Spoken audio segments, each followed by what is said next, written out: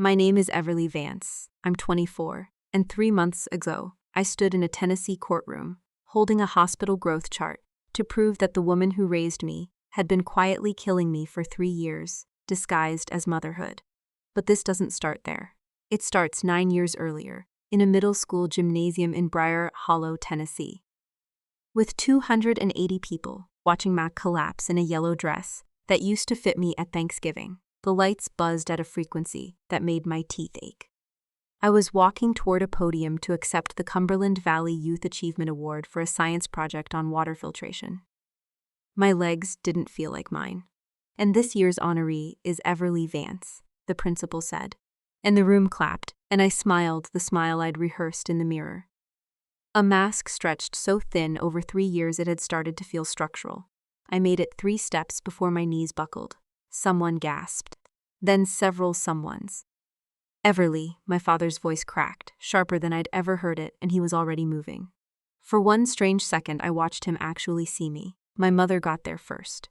She always did. She dropped beside me with a protein bar already unwrapped, held out like evidence she'd rehearsed producing. "Eat something, baby."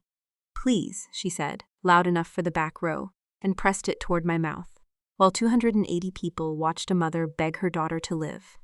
My vision was going gray at the edges, but I found her eyes and held them. "But Mom," I said steady, almost calm, "you said I was too fat, every morning, when you weigh me." I watched my father's face come apart in pieces, like a windshield taking a rock at highway speed. The last thing I heard, before the gray swallowed everything, was my little sister's voice, high and shaking. "Mom crushes pills into her food," Ren said. "That's why she's always sick after." Then nothing, quiet, and for the first time in years, no hunger at all. I need to back up, because none of this happened in one night. It built the way a dam fails. A hairline crack ignored so long the whole structure gives underneath. I was born in Briar Hollow, a town of about 9,000 wrapped around a defunct textile mill. My father, David Vance, worked as a territory manager, gone Monday through Thursday, tired enough that trust felt easier than vigilance. My mother, Marlene, didn't work outside the house. She ran it like a warden runs a facility. Schedules, rules, a smile for company that never reached her eyes. Once the door closed. I was 11 when it started. We shared a bathroom with a scale. My mother kept behind a stack of towels, and every morning at 6:50, while my father ran the shower long enough to drain the tank, she'd pull me in and stand me on it. 61 pounds, she said the first morning I remember. Up 2 since Tuesday. No breakfast, no lunch either. I was 11. I didn't understand yet that what she called concern was something else wearing concern's clothes. I believed her, because she was my mother, and because my sister Ren, 2 years younger, got waffles most mornings, and because believing hurt less than the alternative. There was an afternoon in September I still turn over. My mother took us to the bakery counter at the Piggly Wiggly, where kids got a free cookie from a jar by the register. Ren picked one the size of her palm. My mother told me lightly, loud enough for the cashier to laugh along with, that the jar was for customers who actually need the extra calories. I stood there on the cold tile, 11 years old, understanding my hunger wasn't just being managed at home. It would be managed everywhere, dressed up as a joke so no one stepped in. Quick pause. If someone in your family ever made your body a topic you never agreed to discuss, drop a comment. I want to know I'm not the only one. I tried to signal what was happening without saying it outright. "Is it normal to get dizzy, standing up too fast?" I asked my father one October dinner, testing the ice before putting weight on it. My mother laughed before he could answer. Bright, easy, filling the space, so there was no room left for him to worry. "Teenagers are so dramatic," she said, squeezing his hand. "Growth spurts." He nodded, satisfied, and speared another piece of chicken. My plate held 4 green beans, arranged to look like more. He never looked down long enough to count them. I want to be honest. My father wasn't cruel. He wasn't complicit the way people assume when they hear this second hand. He was gone 4 days a week. My mother had spent 17 years constructing a version of herself for him to see. Devoted, patient. And when you build something that carefully for that long, people stop checking the foundation. By 13, the routine was load-bearing architecture in our house. Scale at 650, whispered number, rationed food, celery, a rice cake, half an apple, if the trend pleased her Ren. Mercifully invisible to whatever calculus my mother was running. Got a full lunch every day. My grandmother visited that November and watched me push green beans around my plate for 10 minutes without eating one. She said, "The child's not eating." She had a huge snack after school, my mother said smoothly. "She's just not hungry." My grandmother looked at me. My mother's hand found my knee under the table, fingers tightening into something no longer affectionate. I said nothing. On the morning she left, she held my face in the driveway and asked, quiet enough my mother couldn't hear, if everything was all right at home.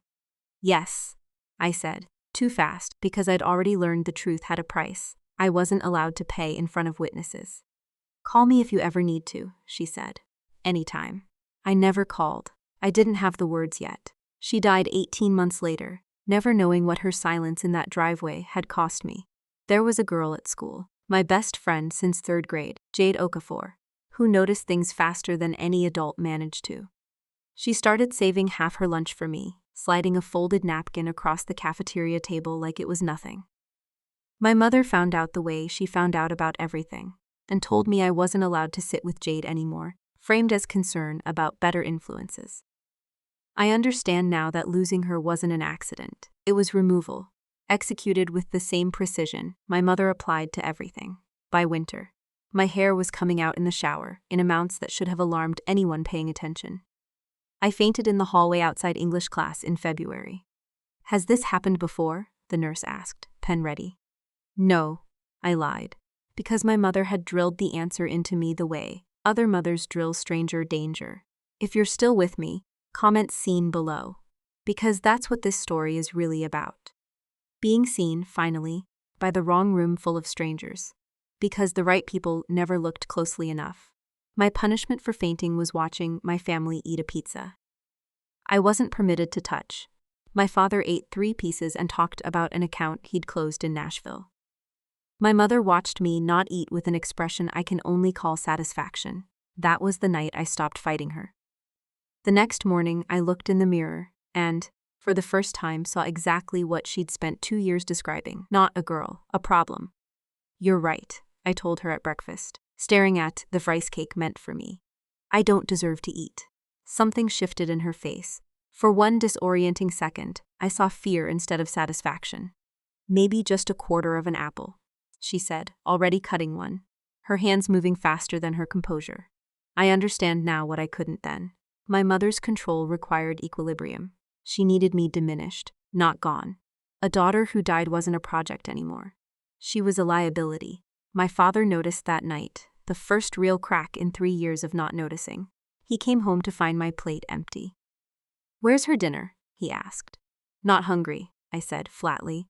Something in my voice must have betrayed the truth, because my mother's mouth opened on nothing for 2 full seconds before she managed. "She's been picky. It's a phase." "I haven't seen her eat in 3 days," my father said slowly, doing the math in real time. "We need a doctor."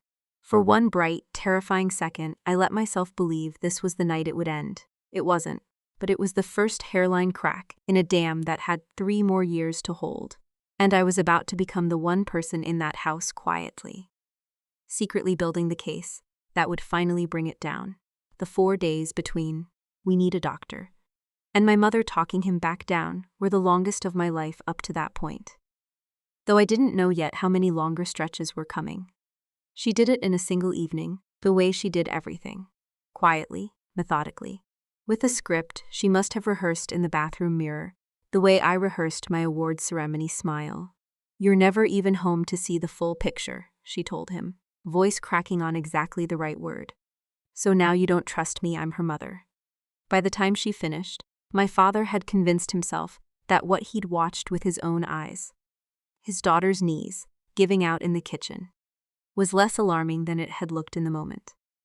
That's the thing about a lie told consistently enough, by someone you love and trust completely. It doesn't just convince the person hearing it. It starts to overwrite what they actually saw. I want to walk you through what happened next, because this is the part people skip past on their way to the ending they already know is coming. This is the part where a scared kid starts turning into someone who keeps records. The first escalation came in December. My mother decided the morning scale wasn't giving her enough control over the rest of the day. So she started searching my backpack before school, checking for hidden snacks, for the babysitting money I'd been saving, for anything that represented a loophole in her system. When she found $6 in quarters, she took it without a word and told me I'd lost vending machine privileges for a month. I complied, because compliance had become the only currency that seemed to keep the peace. The second escalation was quieter, and, in its way, more surgical. She met with my English teacher, Mrs. Halloran, before the fall parent conference even happened, and told her I'd been struggling with some body image issues we're working through as a family, and asked her gently not to make a big deal of anything she noticed. It wasn't hiding the problem, it was reframing it. Turning a teacher who might have noticed too closely into an unwitting ally who thought she was respecting a mother's wishes, instead of participating in a cover-up. I only found out about that conversation almost 2 years later, and by then it explained a lot about why the one adult who'd started watching me more closely suddenly backed off. The third escalation involved Ren, and it's the one that still tightens something in my chest. My mother discovered in January that Ren had started sneaking me food. Half a granola bar at recess, a slice of cheese folded into a napkin, passed hand to hand behind the monkey bars.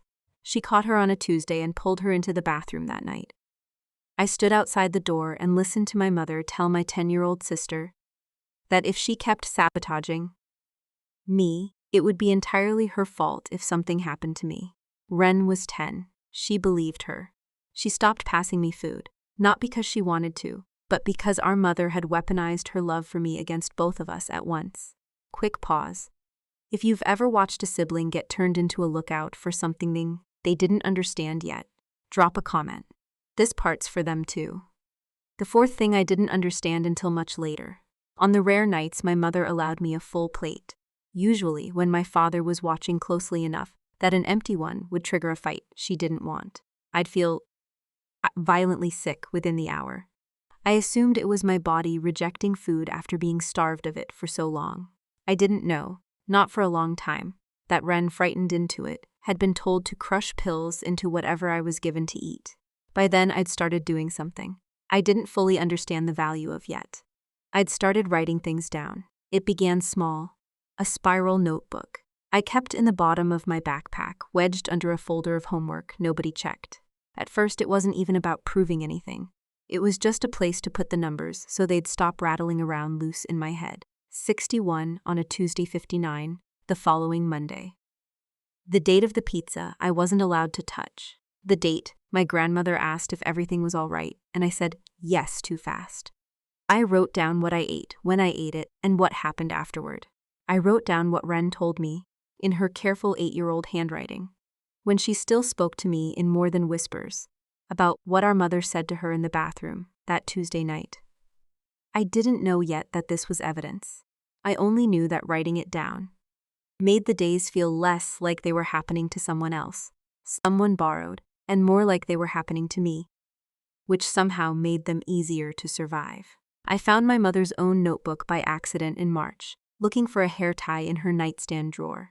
It was small, spiral-bound, the kind you'd buy in a 3-pack at the drugstore, and it was full of numbers in her handwriting. Dates, weights, mine and Ren's both, tracked with the kind of obsessive precision you'd expect from someone running a lab experiment rather than raising 2 kids.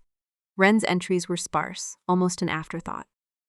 Mine filled page after page, dated, margin notes in her careful cursive. Good progress. Regression. Cut lunch entirely this week.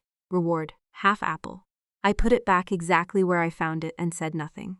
But I remembered where it lived. And that memory became the single most important thing I owned, more valuable than anything else in that house. Because it meant that somewhere, in her own hand, dated and specific, my mother had already confessed to the exact thing she would later insist, under oath, that she'd never done for. If you're still here, comment record below, because that's what this chapter is really about. The moment a kid stops just surviving something and starts documenting it, even without knowing yet what the documentation is for. The fifth escalation was the plate she faked. My father texted one afternoon in April that he was coming home 4 hours early from a trip to Chattanooga. And I watched my mother scramble in a way I'd never seen her scramble. Plating a full dinner in front of my usual seat, with shaking hands, the fork not quite lined up straight. A detail so small, I don't know why I noticed it, except that I'd started noticing everything by then. When he walked in and saw food in front of me, some tension left his shoulders that I hadn't realized was there. "Good, everyone's eating," he said, and went to wash up. My mother snatched the plate the second his back was turned and scraped it into the trash. I never touched a bite. It existed for 90 seconds, purely for his benefit. A prop in a play he didn't know he was watching. I wrote the date down that night, the 9th of April. Plate, 90 seconds, trash. The 6th escalation frightened me more than any of the others. Because it was the first time. I understood my mother could see further ahead than I could. She found out in late April that I'd started hiding small amounts of food in my desk drawer at school, saved from the one meal a week she couldn't fully monitor. Friday Pizza Day, the cafeteria's fundraiser. Ren had mentioned it in passing, not understanding the weight of what she was handing over. My mother didn't yell. She never yelled, which was somehow worse. She sat me down on the edge of my bed and told me, in the same soft, reasonable voice she used for everything, that if she ever caught me hoarding food again, she'd tell my teachers I'd been stealing from other students' lunches. That she'd make sure the story stuck, that nobody would believe a sick, confused girl over a concerned, attentive mother. I believed her. By then I had years of evidence that whatever she decided to say out loud, with enough conviction, simply became true for everyone standing close enough to hear it. But I also had a notebook of my own now, hidden inside a decoy folder labeled Science Fair Notes, that nobody in that house had any reason to open. And somewhere underneath the fear, a small, cold, calculating part of me. The part that would one day sit in an accredited program. Learning how to read lab values and growth charts for a living had already started doing something I didn't have a name for yet. I'd stopped just enduring what she did to me. I'd started building the case against her, one dated entry at a time, in handwriting almost as careful as her own. I didn't know yet that it would take 3 more years, a gymnasium floor, and a courtroom in Chattanooga to matter. I only knew that for the first time since I was 11 years old, I had something in that house that belonged entirely to me, and she didn't know it existed. By the time I turned 14 that spring, I'd stopped waiting for anyone to notice. That's the part that's hard to explain to people who ask why I didn't just tell someone, why I let 3 years pass instead of 1. It wasn't that. I stopped hoping. It's that hope had started to cost more than it returned. And somewhere around my 14th birthday, I did the math on that the same cold way I'd later learned to read a lab report. Not with feeling first, but with numbers. My hair had started coming out in fistfuls by then, thin dark strands collecting around the shower drain. In amounts I'd stopped being surprised by. I weighed 68 pounds in March, according to my own notebook, which by then had more entries than hers. I'd started cross-referencing, her numbers against mine, her margin notes against what actually happened that day, so that if her version and my memory ever diverged in a room full of people, I'd have proof of which one was true. I didn't know yet that this instinct, build the record before you need it, was going to become the entire architecture of how I survived the rest of my life. There was a Tuesday in March I still think about more than almost any other, because it's the day I stopped being a daughter in that house and became something closer to a line item. I'd fainted again, this time in gym class, and the school called home. My mother arrived to pick me up looking appropriately stricken, thanked the front office with tears standing in her eyes, and drove me home in total silence. I thought, for the length of that car ride, that maybe this was it. Maybe a school calling. Home was different from a grandmother, noticing at dinner, different from a father catching me collapse in the kitchen. Maybe there was a version of consequence that even she couldn't talk her way around. She pulled into the driveway, put the car in park, and turned to look at me with an expression that had nothing rehearsed in it at all. "You're becoming a liability," she said. Not cruel, not raised, just flat, the way you'd describe a broken appliance. Do you understand what happens to me if you die in a school gymnasium? Do you understand what that costs me? I remember sitting in that car and feeling something shift, quiet and total, like a key turning in a lock I hadn't known was there. She wasn't asking if I understood what it would cost me. She'd never once, in 3 years, asked me that question. She was asking if I understood the cost to her. The casseroles that would stop. The reputation that would collapse. The version of herself she'd spent 17 years building for an audience of my father, our church, the whole town of Briar Hollow. In that moment I understood, with a clarity that felt almost peaceful, that I had never been her daughter in the way I'd always assumed daughters were supposed to be.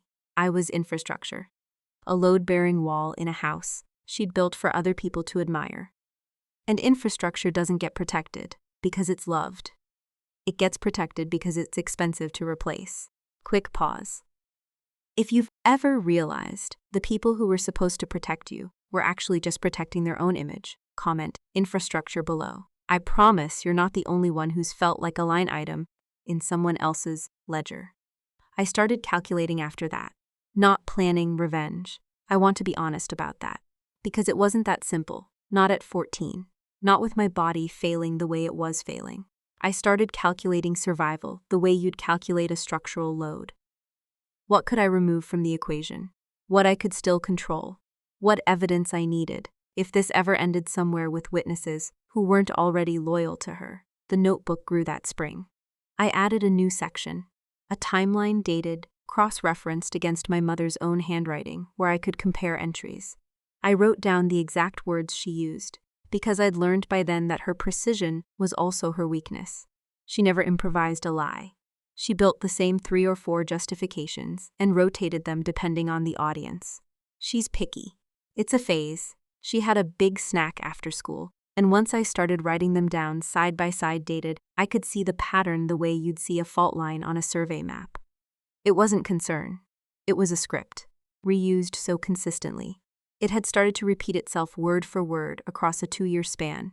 Jade found me again, that spring, briefly in a hallway between classes, 3 years after my mother had cut us apart. She didn't say much, just slipped a granola bar into my backpack pocket, without a word, the way she used to slide napkins across the cafeteria table. I didn't eat it. I couldn't, not without triggering whatever came after eating in that house. But I kept it, wrapped, in the same decoy folder as the notebook, because by then I'd started keeping things that reminded me someone outside that house had noticed. I was disappearing, even if noticing wasn't the same as being able to stop it. The 4th escalation of that spring. I was keeping count by then.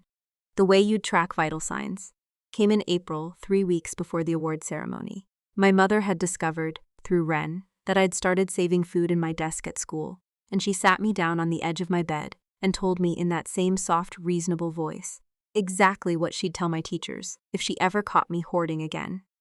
I wrote it down that night, word for word, the threat and the date, in handwriting I made sure was legible enough for someone else to read one day. Even though I had no idea yet who that someone else would be. If you're still with me, comment documented below, because this chapter isn't about the breaking point happening all at once. It's about a kid quietly building a case for years, before she even knows there's going to be a trial. I want to tell you about the night I stopped needing her to love me, because I think that's the actual breaking point, more than the gymnasium floor, more than anything that happened after. It was a Sunday in late April. My father was home for once, and my mother had made a full dinner: chicken, rice, green beans that weren't arranged to look like more than they were. For once, because Ren had a friend over, and appearances mattered more with a witness in the house, who wasn't already loyal. I sat at that table and watched my mother pass a bowl of rice to Ren's friend, with a warmth so effortless, so genuinely maternal looking, that for one disorienting second I almost believed it myself. I almost believed I'd imagined the last 3 years. And then I looked down at my own plate. 4 green beans, arranged carefully, exactly the way they'd been arranged 3 years earlier at 11 years old.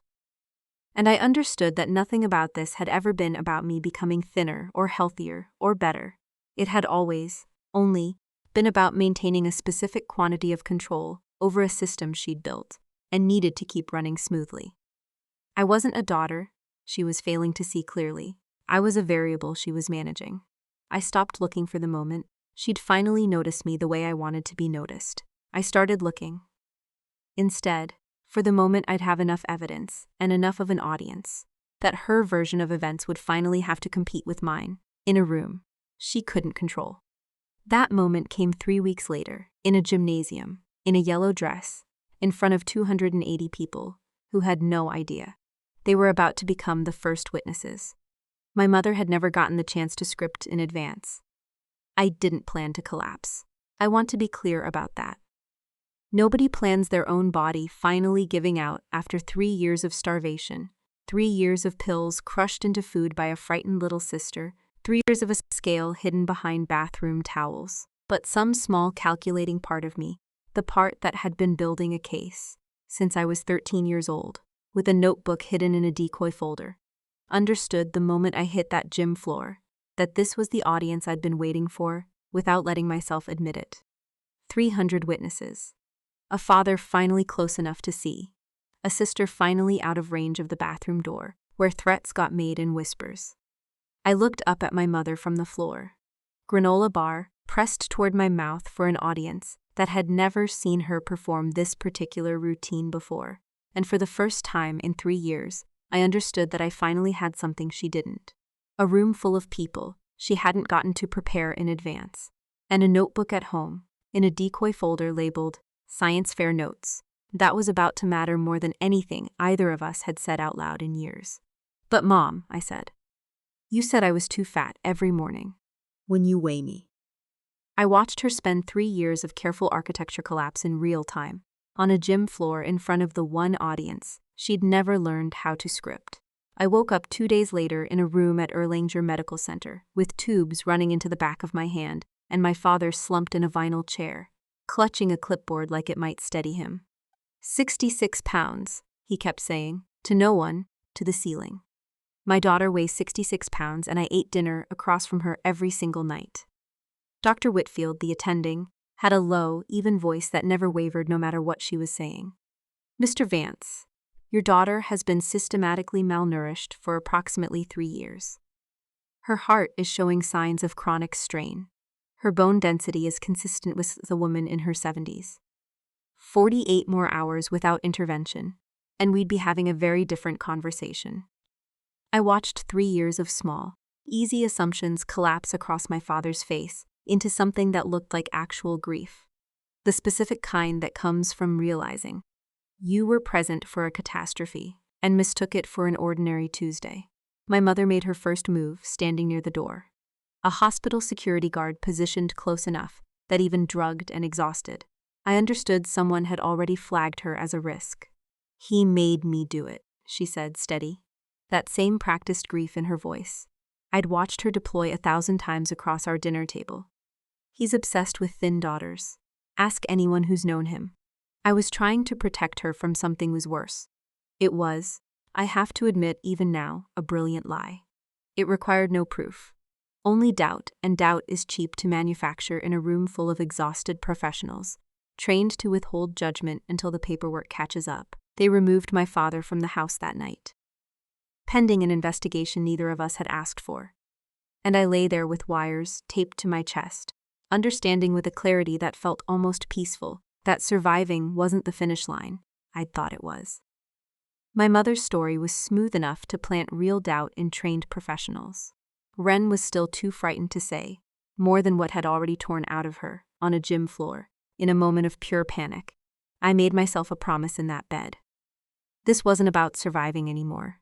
Survival was already barely accomplished. This was about making sure nobody ever believed her again. Quick pause. If you've ever watched someone talk their way out of something you knew, with total certainty that they'd done, drop a comment. This next part is for you. The caseworker, Patrice Odom, came the next morning with the specific exhausted patience of someone who'd walked into rooms like mine hundreds of times. My mother was already at my bedside when she arrived, hand closing around mine, squeezing hard enough to bruise, while wearing an expression of pure maternal devotion for Patrice's benefit. "Tell her the truth, sweetheart," my mother said, voice thick with tears that arrived on cue. "Tell her how hard we've been trying to get you help." I opened my mouth to talk about the scale, the notebook in her nightstand, the pediatrician's stationery she'd stolen years earlier. My mother talked over me before I got more than a few words out. A version of events so detailed and emotionally calibrated that I watched Patrice's pen move faster, and I understood in real time that I was losing the room even sitting in it. His job kept him away constantly, my mother said. He's always had these ideas about how thin his daughters should be. I tried to manage it quietly, but I couldn't watch it happen anymore and stay silent. I tried again. That's not. She's the one who. She's confused, my mother said softly, cutting across me with a gentleness that sounded, to anyone who hadn't lived inside it, like love.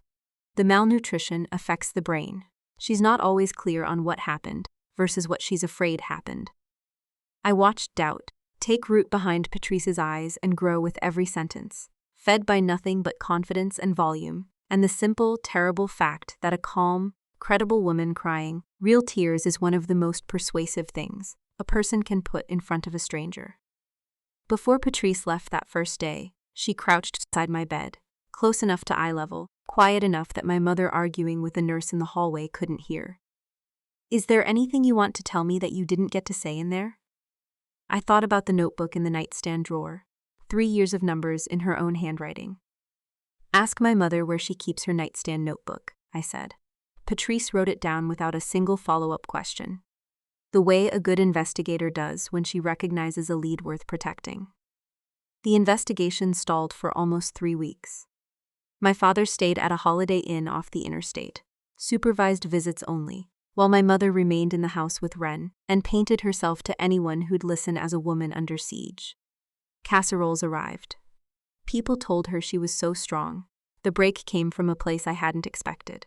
Mrs. Halloran, my English teacher, called Patrice's office on her own initiative after hearing what happened at the ceremony.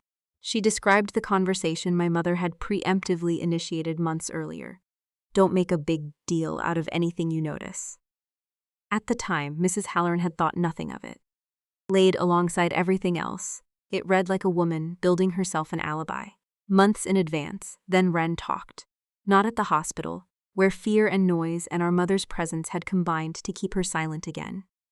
She talked 3 weeks later, alone with Patrice, in a small office with a box of tissues and a poster on the wall that felt almost cruel in its cheerfulness. She was 11 by then. She told Patrice everything. The pills crushed into food under threat, the bathroom conversation where our mother told her any harm to me would be entirely her fault. The years of watching her sister disappear while too frightened to say a word to a single adult.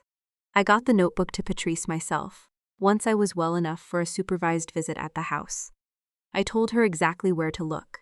Nightstand drawer, beneath a stack of old birthday cards. It was still there. My mother, confident enough in her own performance, had never once considered that I might have found it years before, or that I'd remember precisely where it lived. If you're still here, comment the notebook below. Because sometimes the proof that changes everything was sitting in the room the whole time, waiting for someone brave enough to point at it. The hearing happened 6 weeks after the gym floor, in a family courtroom in Chattanooga that smelled like carpet cleaner and old coffee, in front of a judge named Eleanor Marsh, presiding over what was by then an overwhelming body of evidence. My mother sat with her attorney in a soft blue cardigan that made her look like exactly the kind of woman a jury would want to believe. I was 14, weighing 78 pounds by then, having gained back some ground in weeks of supervised eating. I walked to the witness stand with my father's eyes on me and my mother's eyes on me, and I understood this was the moment. The truth finally got to exist in a room without her permission. I told them about the scale behind the towels. About 6:50 every morning, timed to the length of my father's shower. About the whispered numbers, the rationed food, watching my sister eat a full lunch every day while I got celery and a rice cake if I'd been good. Nothing at all if I hadn't. My mother's composure held for most of it. It cracked completely when the state's attorney entered the notebook into evidence and read aloud an entry dated the week of my 12th birthday in her own handwriting. Cake tonight, but only a bite in front of Dan. Regression noted. Correct tomorrow. That's not what it looks like, my mother said, standing without being asked. You're taking this completely out of context. I was tracking her nutrition because she had a legitimate health condition. Mrs. Vance, Judge Marsh said, not unkindly, but with a finality that filled the whole room. "Please sit down. Your attorney will have an opportunity to address this." She sat. I watched something in her face give way completely. The mask she'd worn for 3 years finally sliding off in front of the one audience whose belief she couldn't manufacture. It wasn't triumph I felt watching it. It was something closer to exhaustion, the specific tiredness that comes after holding your breath for years and finally being allowed to let it out. Near the end of my testimony, the state's attorney asked what I wanted the court to understand. "I want people to know my dad didn't do this," I said. He wasn't paying attention. And that's its own kind of failure. I've had to make peace with being angry about that separately. But he didn't do this to me. She did. And she made sure for 3 years that the one person who could have stopped it never got the chance to see it clearly. My mother stood one last time before the recess. "I love my daughters," she said. "Everything I did, I believed I was doing for a reason." Nobody in that room answered her. The silence that followed was its own kind of verdict, heavier than anything Judge Marsh could have said aloud. My father cried in that courtroom, not quietly. I'd never seen him cry before that day, not once in 14 years. And something about watching him finally break, publicly, after 3 years of being kept carefully blind, felt like a kind of vindication I hadn't known I needed until I had it. My mother took a plea deal on felony child endangerment. 6 years, parole eligible after 4. She's currently at the Tennessee Prison for Women. I've received 2 letters. I haven't opened either. I'm 24 now, a registered dietitian, and I chose that career the way you'd choose to become fluent in the exact language someone once used as a weapon against you. So nobody could ever again use numbers and nutrition science as a tool of control without me recognizing the shape of it instantly. I work with adolescents now, mostly. I've learned to spot the pattern in 90 seconds that took my own family 3 years to see, because I lived inside it long enough to know exactly what it looks like from the ground. Here's what I've learned. The thing I wish someone had told me at 11, standing on that scale behind the towels. Control that calls itself love is still control. A parent who tracks your body like a project isn't protecting you. They're managing a liability. And the people who fail you by not looking closely enough, and the people who fail you by making absolutely certain there's nothing safe to see, are not committing the same crime, even though they leave the same wreckage behind.